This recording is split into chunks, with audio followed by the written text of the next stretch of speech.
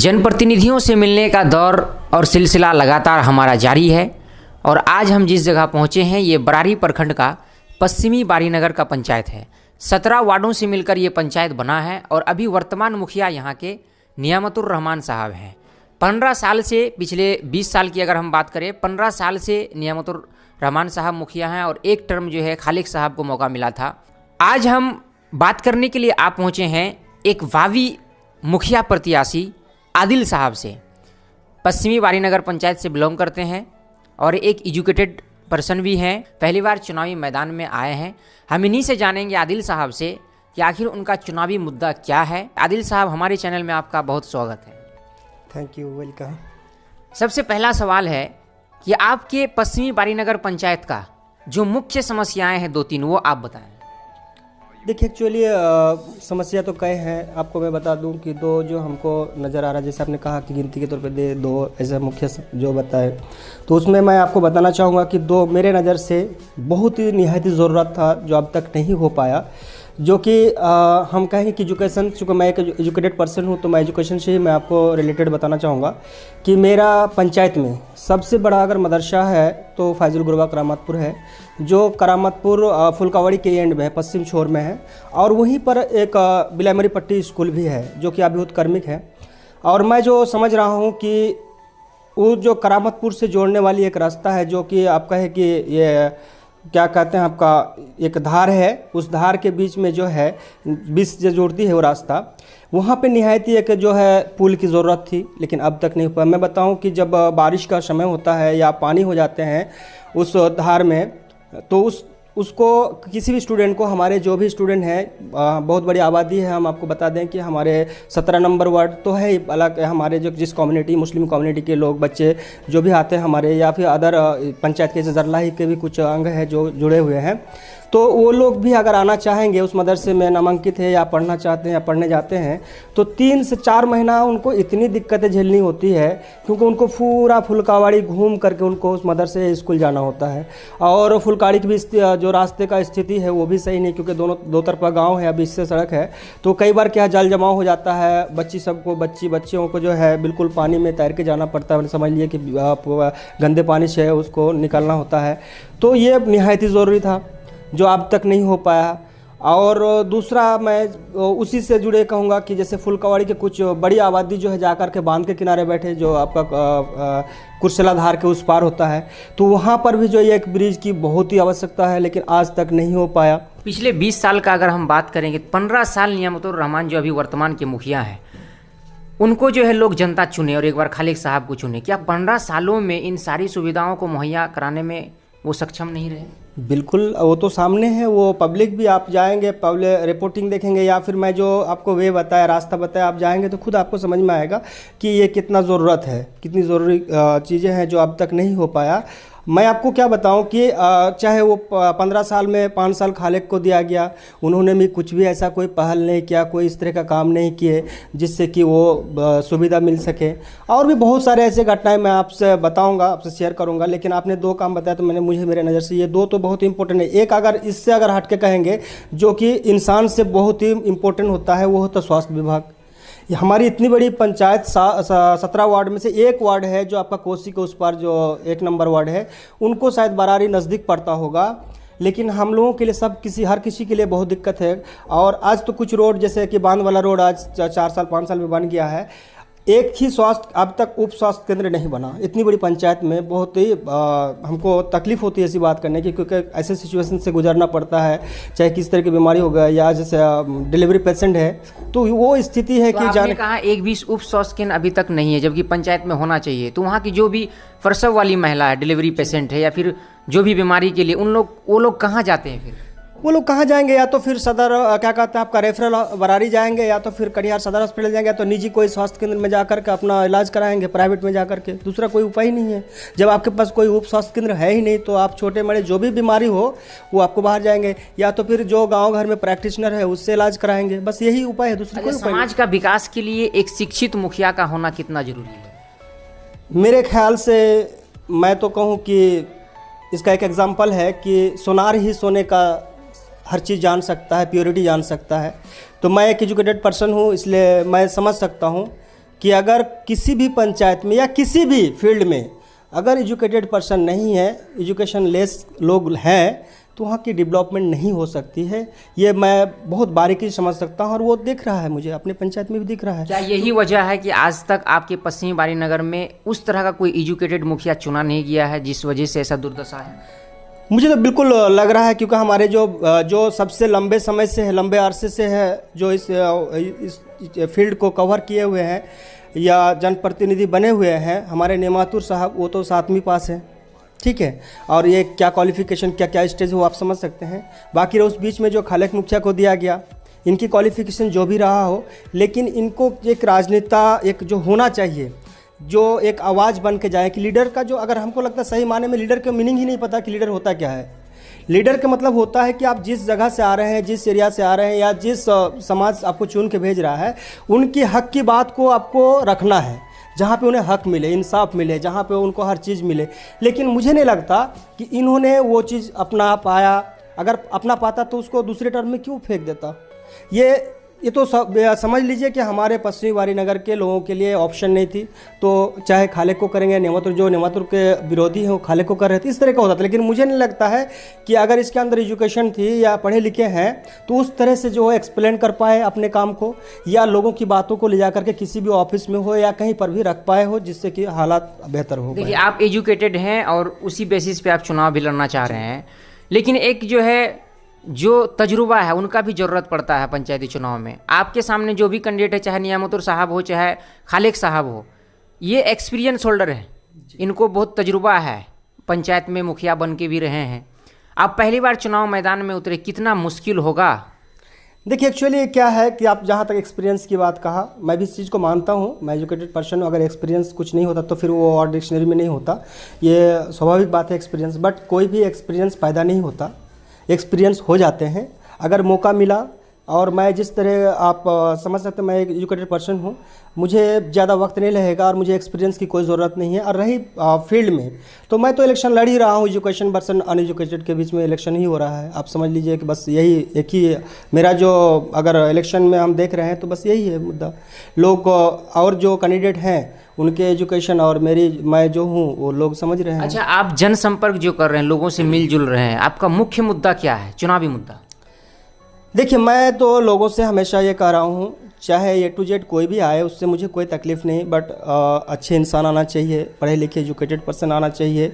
मैं लोगों से कहता हूँ, अगर आपके पास अब तक अपॉर्चुनिटी नहीं थी, ऑप्शन नहीं था, तो आप जिसके साथ जा रहे थे, जिस हाल में थे, जी रहे थे।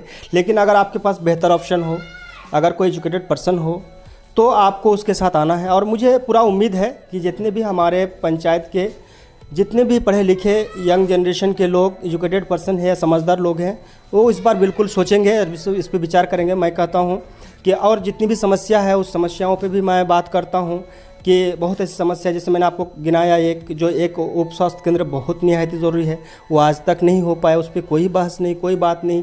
हमको तो तकलीफ़ होती है। आप जैसे कहा कि आप जो जा रहे हैं और भी कैंडिडेट हैं, तो उस बीच में क्या होता है, मैं ये कहता हूँ कि मैं आपको सिंपल सा पिछला इलेक्शन का मैं रिजल्ट के साथ आपसे बात रखना चाहूँगा।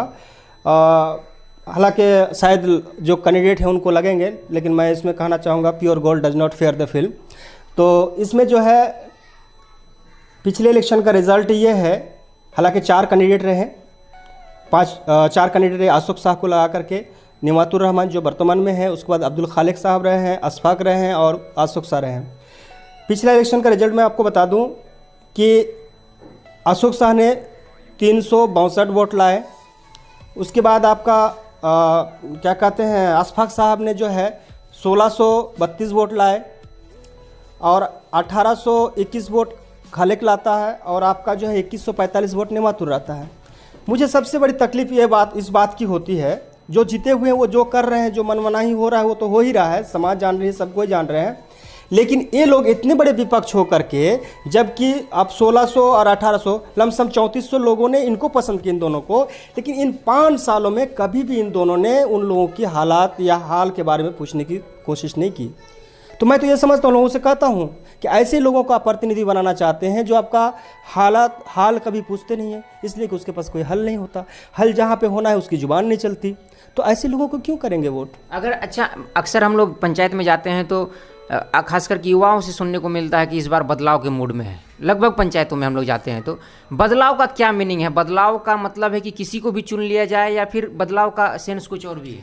वेरी गुड, बहुत अच्छा क्वेश्चन है आपका। और रियलिटी मैं ऐसे बातों को मैं रखता भी हूँ जनता के बीच में कि इस बदले में मत जाइए आप लोग कि सिर्फ बदलना बदलना बदलना है, और चेहरा कई हैं, आपके पास ऑप्शन भी है।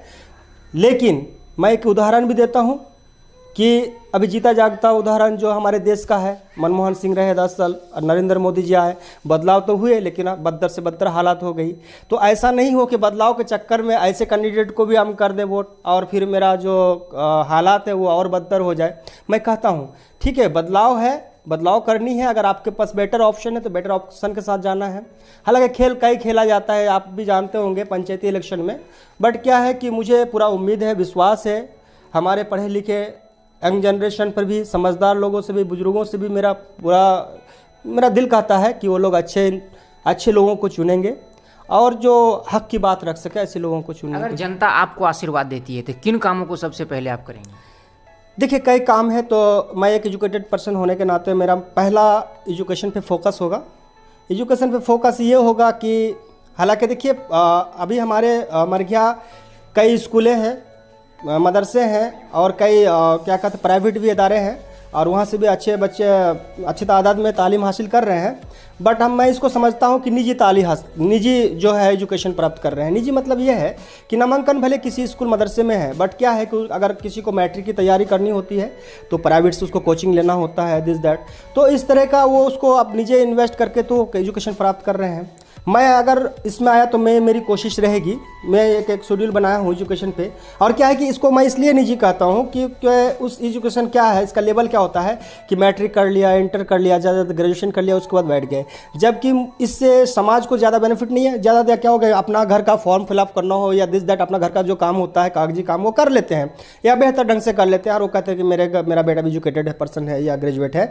बट मैं समझता हूँ कि एक ऐसा एजुकेशन होनी चाहिए हमारे समाज में, ऐसी एजुकेटेड पर्सन आना चाहिए जिससे खुद का भी हो और समाज का भी भलाई हो।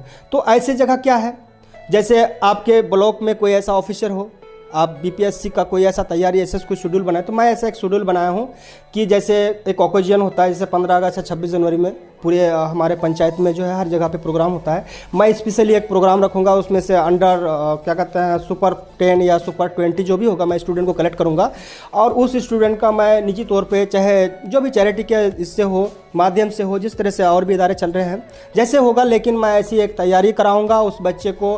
बीपीएससी या IPS IAS का मैं तैयारी उस रैंक में ले जाना चाहूँगा ताकि हमारे बच्चे या क्या कहते हैं जर्नलिस्ट का तैयारी कराऊंगा, जिससे कि अच्छे प्रेस रिपोर्टर बन सके, अच्छे चैनल में हो, हमारे हक की बात चैनल में बैठ के भी करे, सदनों में करे, ऐसे लोग जाए सदनों में करे। और जो जैसे IAS IPS के रैंक होंगे तो DM SDM बनेंगे, तो ऑटोमेटिक है कि ऐसी जगह पे जब अपने लोग होंगे तो हालात खुद ब खुद बदल जाएंगे। दूसरा मैं एक ऐसा सोचा हूँ कि एक ऐसा हमारी इतनी बड़ी पंचायत है लेकिन हम लोग क्या है कि एक्सरसाइज पे कोई ये नहीं कर रहे हैं, तो उसके लिए एक ग्राउंड का मैं कोशिश करूँगा कि अगर पॉसिबल हो तो एक ग्राउंड का भी मैं ये करूँगा, जिससे कि मतलब कि इससे बहुत सारी बात है कि हमारे बच्चे तो इंटर मैट्रिक ग्रेजुएशन जो भी है कर लेते हैं लेकिन उसके बाद कोई स्कोप नहीं मिल पाता, क्योंकि उसको एक्सरसाइज में जैसे कि आप आर्मी का हो या एयरफोर्स का हो या क्या कहते हैं बिहार पुलिस का हो, किसी भी डिपार्टमेंट में जो आजकल फिजिकल चाहिए वो फिजिकल की तैयारी नहीं कर पाते हमारे बच्चे। तो मैं चाहूँगा कि एक ग्राउंड हो जिसमें हमारे पूरे मरघिया पंचायत के बच्चे जो है